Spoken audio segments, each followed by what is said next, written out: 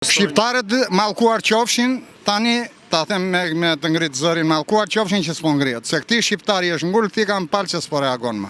Shiko jetën e përditshme, shiko rrogën që merr, shiko gjërat që ke, shiko çmimin, s'merr dot një ushqim, një gjë.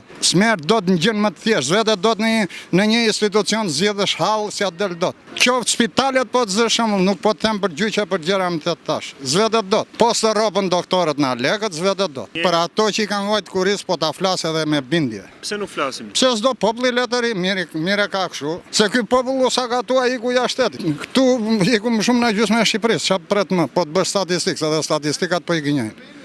Këtu populli ka ikur, u shfaros. Edhe ky që ka mbetur i zhvend thikan palc.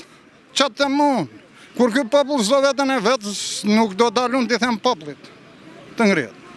Unë e flas për veten tim. Për vete, po.